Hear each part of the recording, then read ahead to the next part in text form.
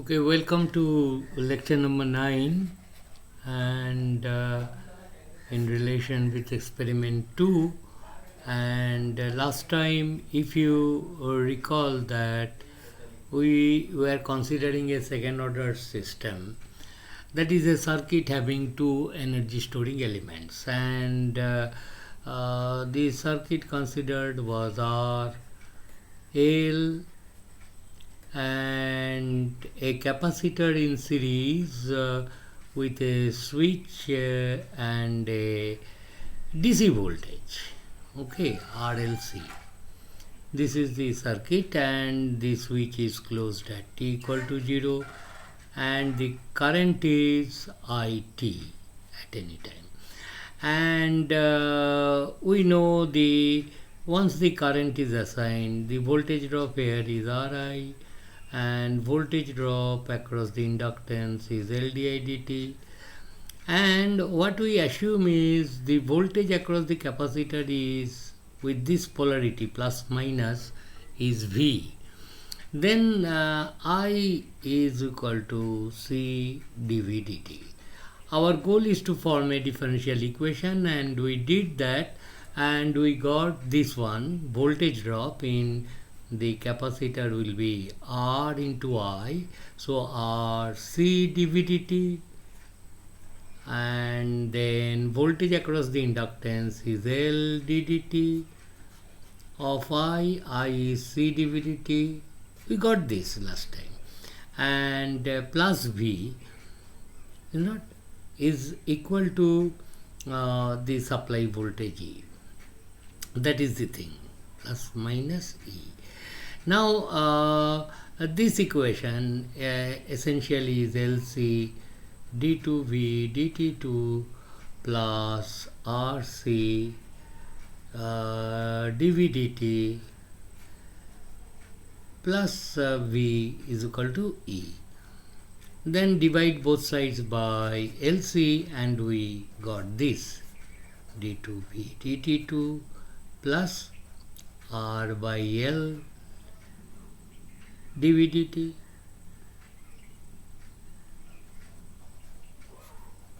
plus 1 over LC into V is equal to E by LC. Up to this point we did last time. This will be the differential equation, and from this we have to solve this differential equation and get the voltage across the plate of the capacitor as a function of time, and once I get that, the current I can be easily calculated by differentiating that voltage waveform with respect to time and multiplied with the value of the capacitance. That is what we will be doing. That is good. Now incidentally I am telling you this is a second order differential equation. Once again this solution of this will, because there are energy storing elements, will consist of two parts. One is natural response, which will be the solution of this equation R by L dV dt.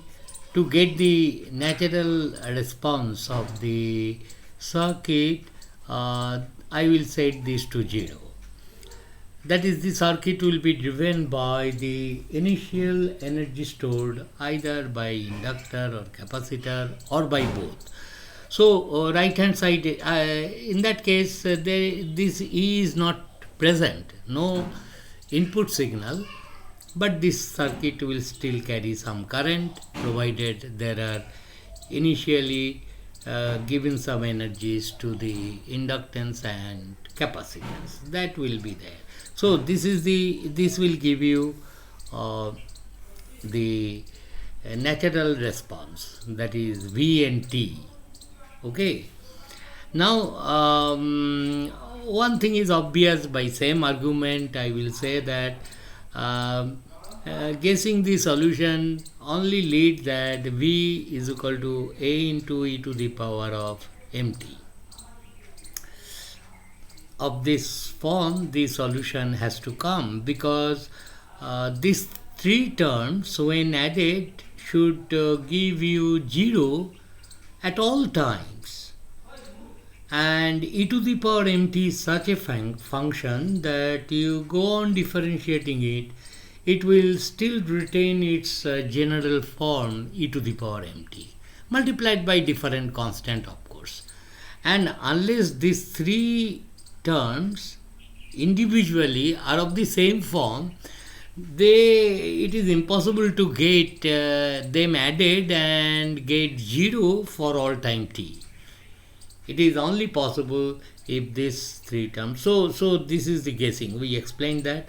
And once again, if you put this one, you will see that d2v dv dt is equal to am e to the power mt, and d2v dt2 you are differentiating twice a m square into e to the power mt, is not, and v is this, so this is not there. Therefore this must be, the response should be of the form of exponential in nature.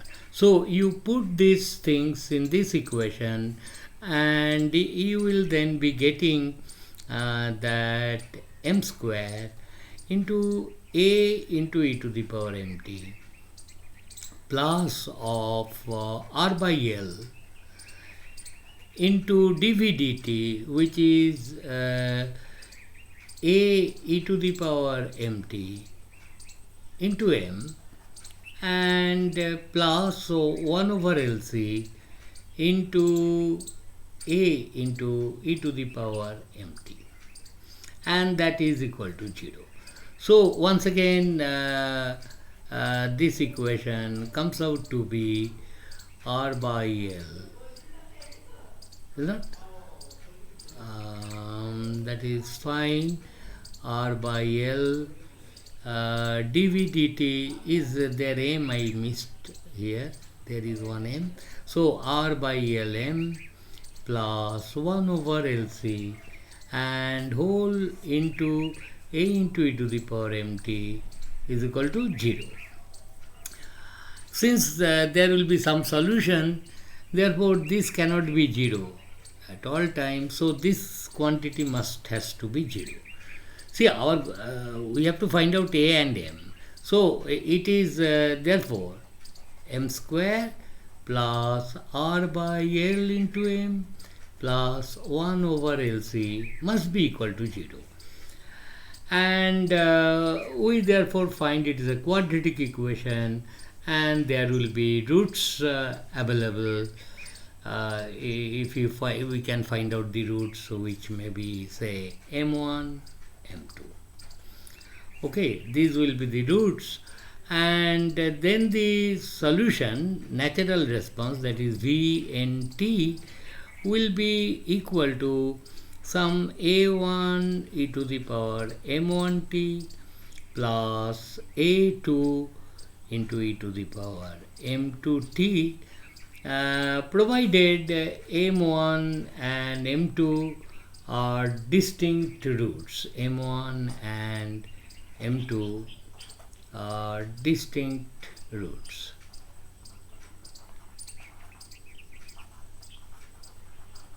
That is m1 not equal to m2. This will be the solution. There will be other cases. m1 could be equal to m2 also. If m1 equal to m2, then the solution, natural response, will look like a1 plus of a2 into t into e to the power, suppose if the roots are equal, so e to the power mt. Got the point? A detailed discussion on this I have written in my note, which I am going to share with you. Solution of differential equation. You may go through it and find that out. Now So there is another possibility that M1, M2 are complex numbers. If M1, M2 are complex numbers, then also it will be true, because if M1 and M2 are complex, you will always find M1, M2 will come as as conjugate pairs. So in any case, same rule I will apply, because they are distinct, because complex conjugate means these two roots are not equal. If one root is a plus jb, other root has to be a minus jb, and in the same way we can write down the natural response. So go through my notes in that regard. Therefore, there are although three situations, but two, okay, roots are distinct root, different and distinct roots. This also covers the complex conjugate roots, if they are complex, and if they are real and repeated roots, then of course the solution will be some constant plus a2 into t into e to the power mt, where when the roots are repeated. We will come to this as there will be three cases to be discussed.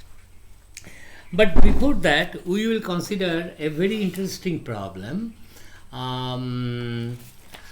You imagine that my next problem, which everybody should work out on his own, is that imagine that the resistance of the circuit is very small, okay, and the problem is that before we come with RLC, one example which is worth solving, so that it will help you understand much better circuits involving L and C. The statement of the problem is that a capacitor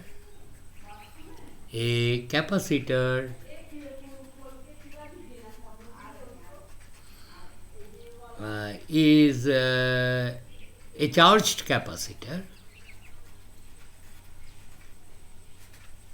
with voltage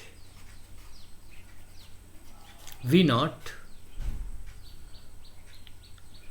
is connected at say t equal to 0 across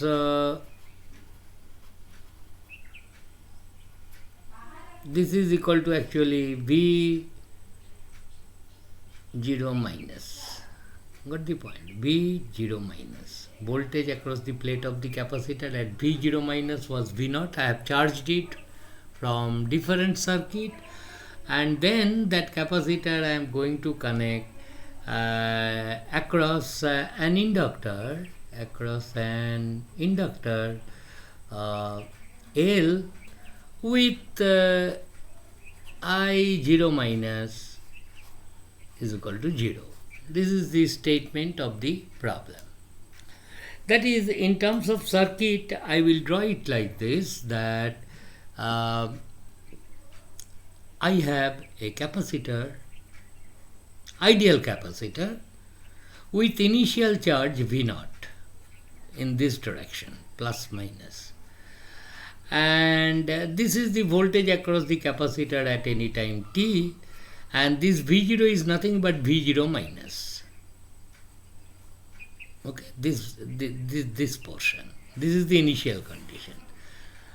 And this capacitor, I will connect a switch and an inductor, ideal inductor, no resistance. So this will be also a second order differential equation will govern this circuit, and the switch is closed at t equal to 0, and we expect that there is no input now, no external supply voltage I have connected. This circuit will be now driven by purely by the initial energy stored in the capacitor. Had there been no initial energy stored in the capacitor or inductor, even if you close the switch, that solution will be zero. Nothing is there. But in absence of input signal, if one of the energy storing elements or both of them are having some stored energy, you expect there will be current in the circuit. Is not? That is what the thing we want to study. So this is C and this is L. Okay. And we want to solve for the current IT in the circuit. Direction of the current, I have assumed polarity of the inductor voltage at any time t will be this much. Initial polarity was this, and so on.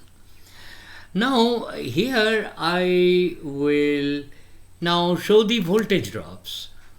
What is this voltage drop? Through the inductor, current is entering from the upper terminal. So voltage drop across it will be L di dt. For a capacitor, you recall that I told you, if you show current in this way, if the voltage is this polarity, then I is equal to C dV dt is the voltage current relationship in a capacitor, terminal voltage and terminal current relationship in a capacitor. So it is there. Now if you look at the capacitor, the polarity of the voltage I have assumed like this, and current is flowing out of the positive terminal. So it is not exactly same as this one situation. But nonetheless, I can always think minus I current as if is flowing into the positive plate of the capacitor. Then I have translated this to this situation, and I will then write that minus I is equal to C dV dt. One should be careful. Students often get confused with this. See, your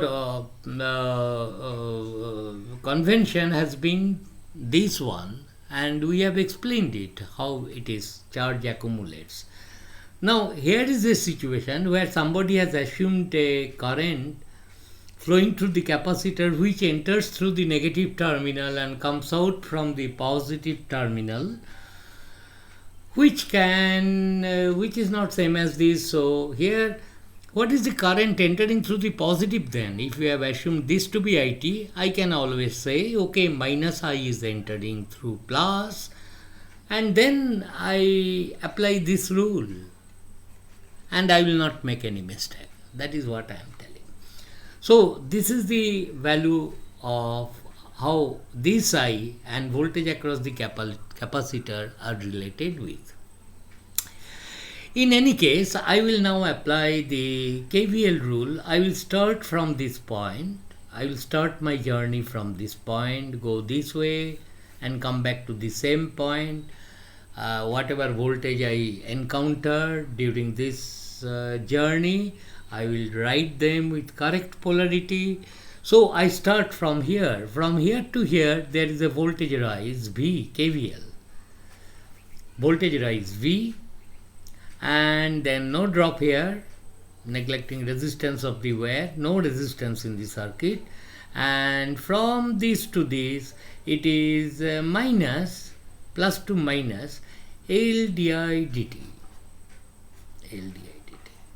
And then I reach this point, that is this point, and no other EMF is there, so a big zero on the right hand side. So this will be the differential equation. But here once again V and I are involved. So I will try to make a differential equation with one unknown, say V. So what I do is that I put V minus this di dt is, so from this I will write di dt is minus C d2v dt2. Is not? This is the thing. So it will become plus LC d2v dt2, and that will be equal to 0. So from this to this, it will be in this way it will look like. And as I did earlier, so I will make the coefficient of the highest order derivative term 1, and I will divide by that. I can get, if you divide this by LC, and this will be 0. So this is the differential equation. And you see, it is a second order differential equation, as it is expected to be, because two energy storing elements are present in the circuit. Okay, now I have to solve this. So what is the first step? First step is to solve. Incidentally, here in this case, since there is no forcing function present by some external agency to drive current, therefore there is no solution will come from the forcing function, because there is no forcing function, no input signal I have given. Only thing is, capacitor had initial energy stored. That will be the that will be driving the current in this circuit. Okay, no external source. So it is all natural response in this circuit. Okay, so this will be this one. Now then I know what I will do is this. We find that okay, then the characteristic equation will be, you see, d2, this is you know that it will be what the equation, d2 dt2 plus 1 over LC operating on V gives you 0. Now this d2, you need not start from once again assuming a into e to the power mt. No, not necessary. What I am telling, if you write like this, d2 dt2, that you simply write m square and plus 1 over LC, and that is equal to 0. So characteristic equation can be straight away written this way. And we notice that the roots of this equation will be m1 and m2 is nothing but plus minus root over minus 1 over LC, is not? This will be the root. LC being positive number, so you see this is the solution, the roots. So root over minus 1 is j, so I will write it j by root over LC. These are the two roots, which are purely imaginary.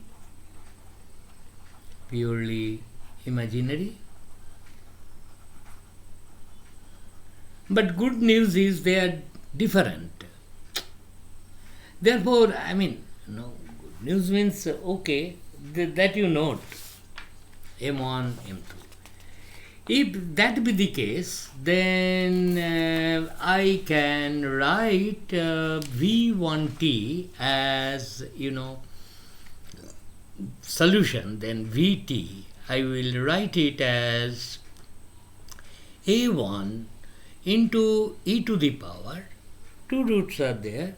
One is j over root over LC into t, one is plus root, another is a minus root, a1 e to the power minus j by root over LC into t. This will be the solution. No other extra term for forcing function. There is no forcing function in this circuit. So that is the thing. And let me write it as A2. I do not know till now how they will come out. Okay, now these A1 and A2 are to be determined. How? From the initial conditions. There are two initial conditions in the circuit. One is current in the inductor I0 plus has to be equal to I0 minus. I0 plus should be equal to I0 minus, and I have assumed I0 minus to be 0, so this is 0.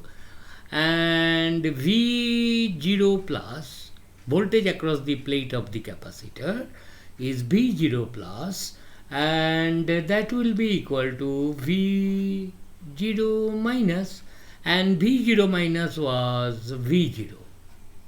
Is not? These are the two conditions. And since there is no excitation, no question of any impulse also comes in. Therefore, these are once again, these are same as I0, and this is same. You can consider it to be same as this V0. Therefore, the initial conditions are V0 is equal to 0, and it will give you A1 plus A2, put t equal to 0, is equal to 0. This is equation 1. Second equation is I at 0 plus is 0, because inductor is present. Inductor will not allow the current to change instantaneously. Okay, therefore, and you recall, so from this you have to first find out IT, which is equal to IT, we have seen, is equal to minus C dV dt for our problem. That is what we have found out. And so IT at any time t will be minus C, that is outside. Then dV dt you have to do, and that comes out to be A1 J over root over LC e to the power mt, m comes out, into e to the power. If any mistake I do, you please point it out. Okay, this is into time. And this, of course, there is no scope for you interacting with me. That is very unfortunate. But anyway, let us try. Hope it will come correctly. So, minus A2 into J by root over LC. That is what this coefficient comes, and it will be multiplied by this one. That is what you differentiate it once to get the current. So, for solving current, I am not writing another differential equation involving I and solving. Okay, once you have got V, then I is simply C dV dt. You can get it. It is like this. Now, what is the boundary condition? Boundary condition is for inductor I0 is equal to 0. Therefore, put t equal to 0 on both the sides. So, it will be A1 J over root over LC. Is not? T equal to 0, this is 1, and minus A2 J over root over LC, and this must come out to be 0. This is the second boundary condition. Is that correct? So you differentiate this and multiply with C. C dV dt is the current expression. So then you put t equal to 0, and you get J over root over LC into A1 minus A2 into J root over LC into A2. That is the only thing. I made a mistake here. V0 was not 0, it was V0. Please correct that. That is why I was wondering. Is not capacitor was initially charged. V0 minus was equal to V0 is equal to that. Clear? This please see the correction. So that was so, or I get that A1 from this equation is equal to A2. This is what I get. Is not? Fine. And then, so this is equation 2, or A1 minus A2 is equal to 0. This is equation 2. So this equation and this equation I have to solve to get the values of A1 and A2. And we find A1 equal to A2. Therefore, I will say from equation 1 that A1 is equal to A2 is equal to V0 by 2. And that will be the thing. Therefore, Vt, our solution, then will be Vt will be equal to V0 by 2, which comes outside, and e to the power j by root over LC into t raised to the power, and plus e b0 by 2 I have taken outside, so minus j root over LC into t. This is the thing. Now the sum of these two quantities is a real number, because if you write it in a plus jb form, so e to the power j theta is, you know that, cos theta plus j sin theta. You know? So if you expand these two, and e to the power minus j theta is cos theta minus j of sin theta.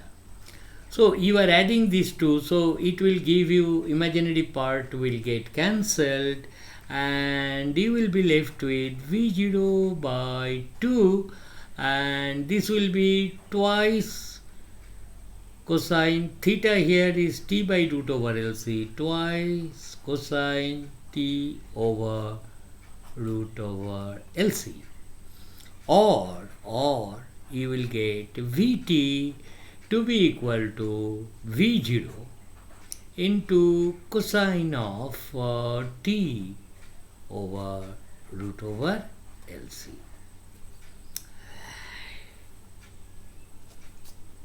If we define 1 over root over LC as some variable name I will give, that is called omega n, natural frequency of oscillation, then this will be nothing but V0 into cosine omega nt.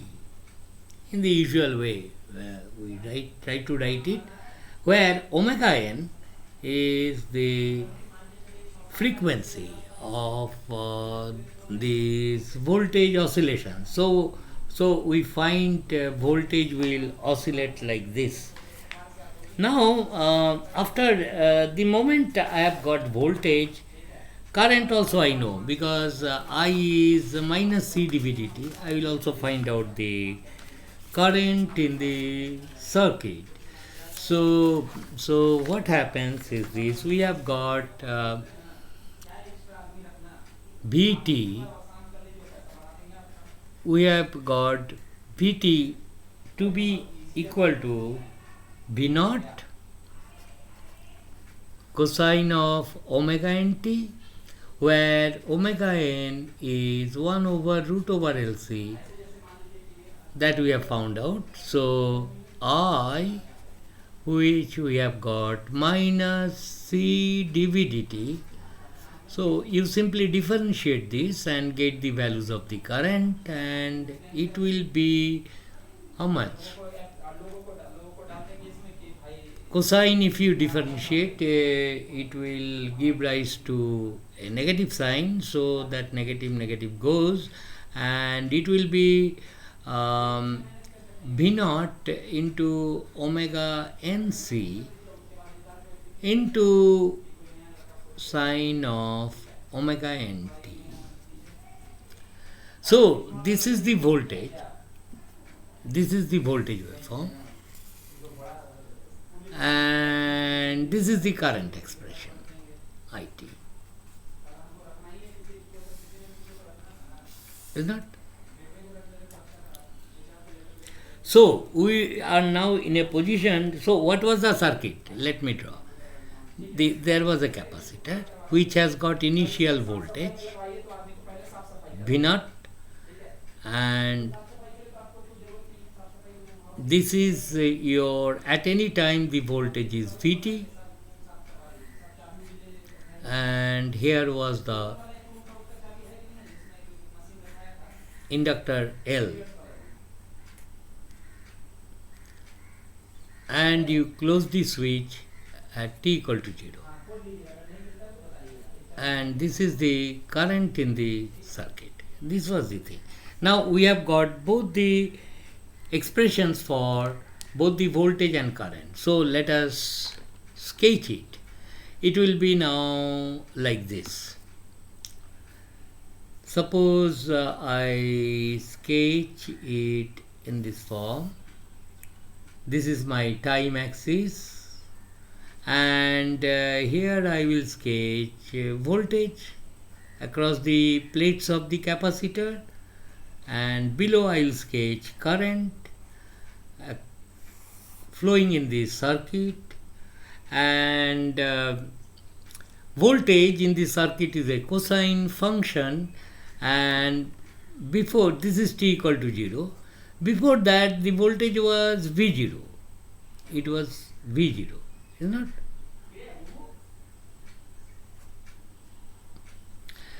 Then it will be doing like this.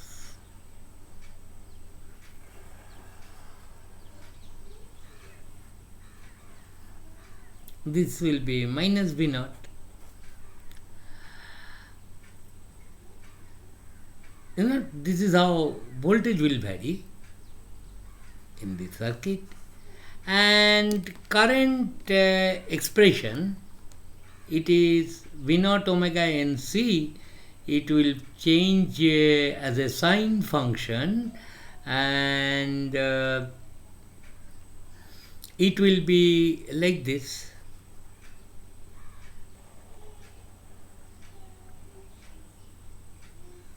You know?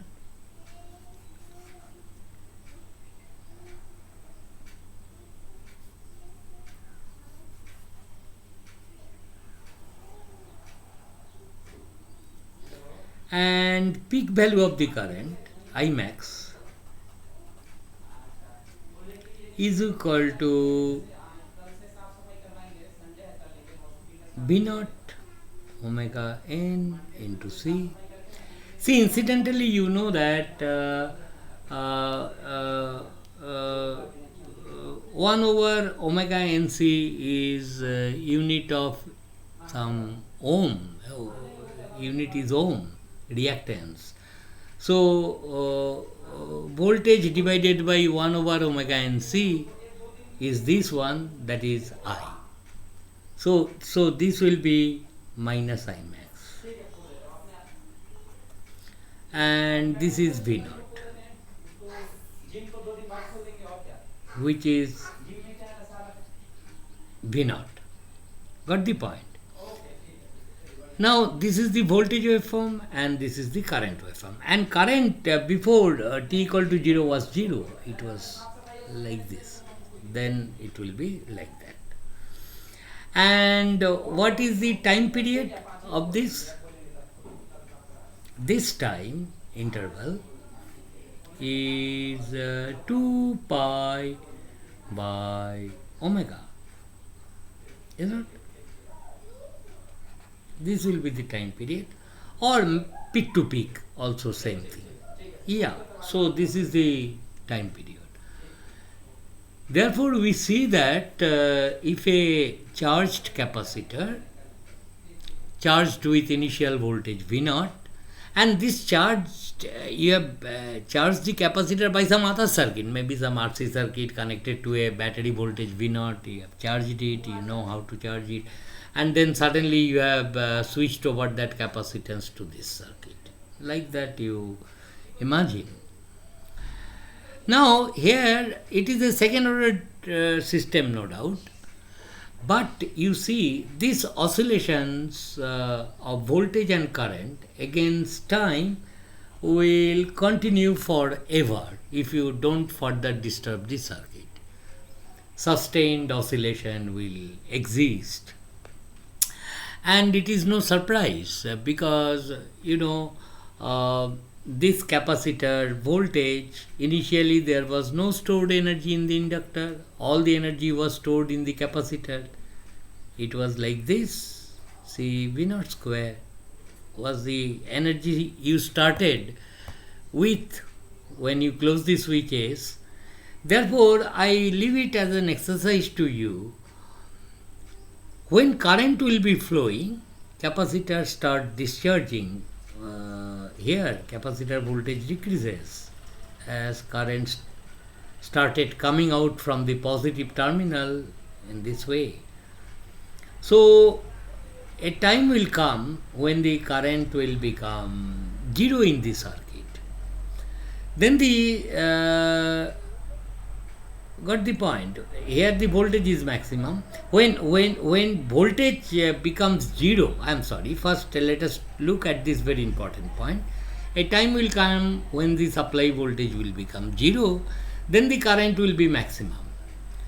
Therefore, this I expect that this must be equal to half L I max square. Indeed it is, if you calculate from this. And you can also check that total energy at any time t, total energy, this I leave it as an exercise to you to show that at any time t, what is the energy stored in the capacitor? Half Cv square. But there is also inductor mechanical current at any time t, so half L into I square t. And I expect that this should be equal to same as half CV0 square. So essentially there is no dissipative element like resistance in the circuit, and therefore total energy stored is same as the initial energy which you started with. Okay, you can always think that, okay, suppose you imagine that, okay, while closing the switch I will connect a small resistance here. I will not do mathematics, but I will then try to interpret the things, and you should go to that level, merely doing mathematics. Suppose you imagine, okay, this circuit I have closed, but there is a small resistance also in series. You have closed it. Then what do you expect? A very small resistance. I will expect, okay, there will be oscillations, but each time current passes through that resistance, energy gets dissipated. And maybe there will be oscillations, but the amplitude of this voltage and current waveform we expected to be decreasing with time. There will be oscillations, but the peak values will get reduced as time progresses. And so I have considered this circuit is often called a tank circuit, which is very much used in communications, etc., and also in power electronics circuitry. Sometimes capacitor is fully charged, it will deliver all its energy stored to inductor. These are the locations. V equal to 0, energy is totally transferred to inductor, then inductor transfers the energy to capacitor, and so on. Okay, So I stop here. This particular lecture is very important, which will add to our concepts of, which will enhance, I suppose, your understanding of transient behavior of circuits in a much better way. So, thank you very much. We will continue next time.